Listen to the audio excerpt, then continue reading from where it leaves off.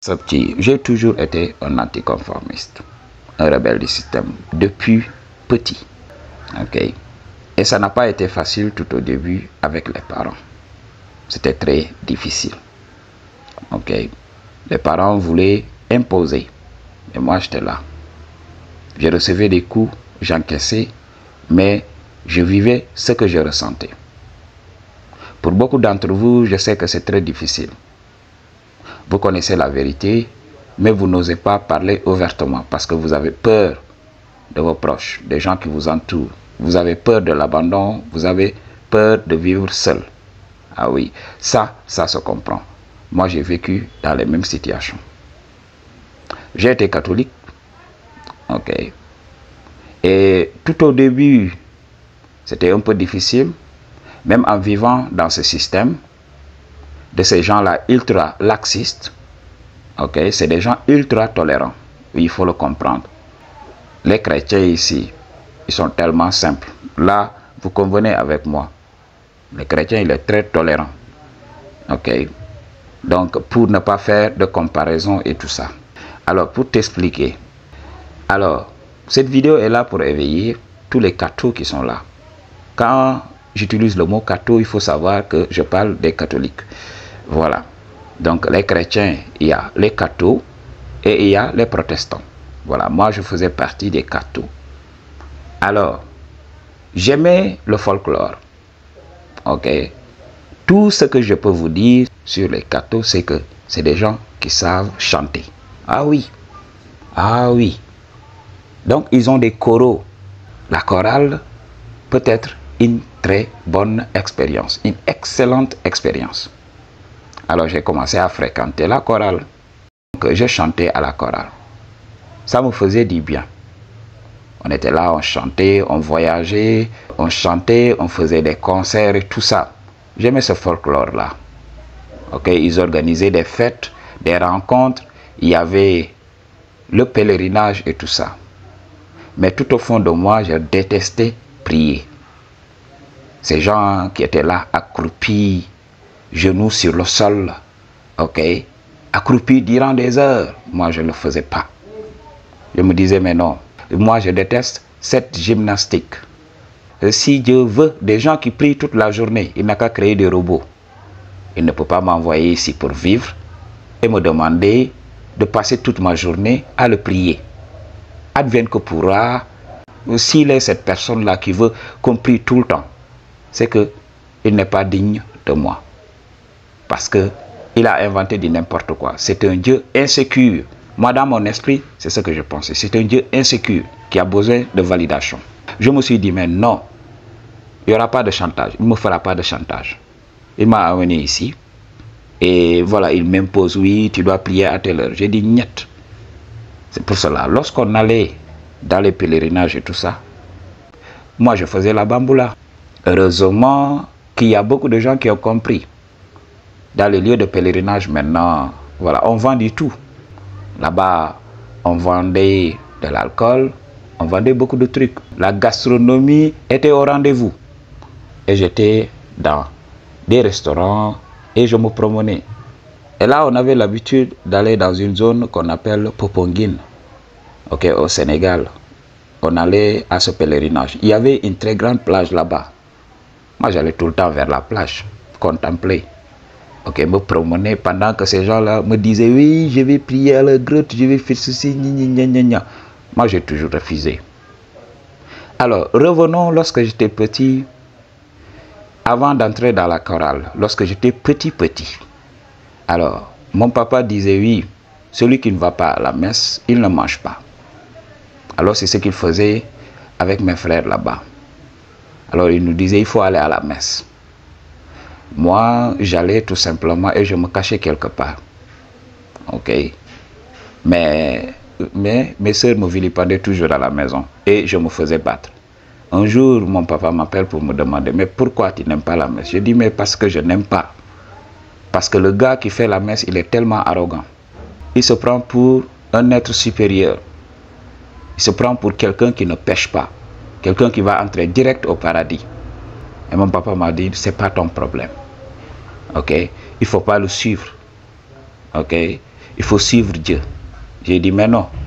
Pourquoi Dieu veut prendre des gens aussi arrogants pour nous enseigner la vérité? J'ai dit, mais non.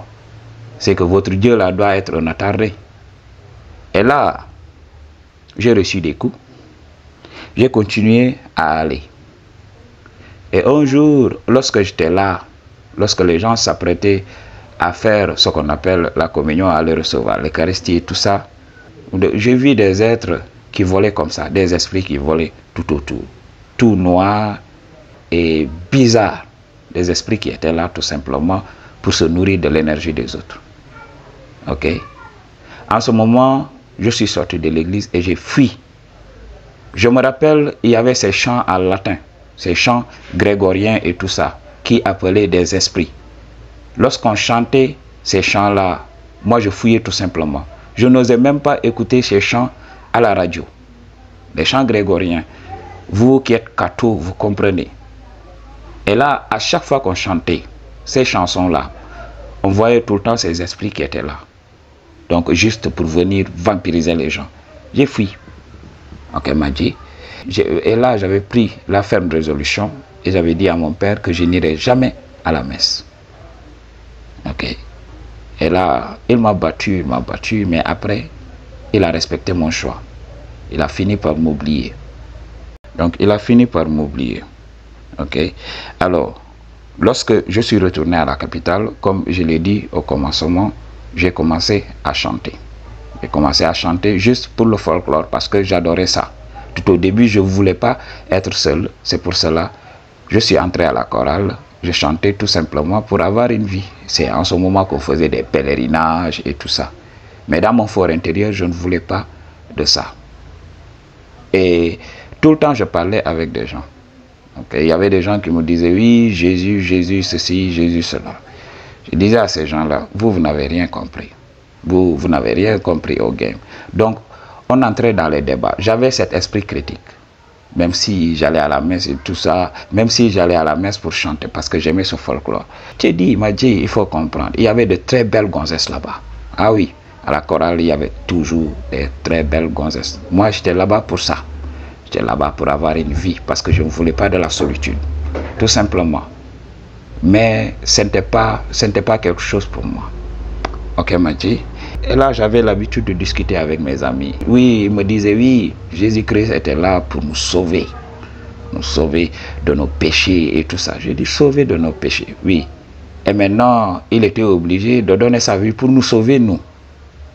Et oui, parce que son papa a accepté tout ça. C'est un sacrifice, quoi. Son papa accepte ce sacrifice pour nous pardonner.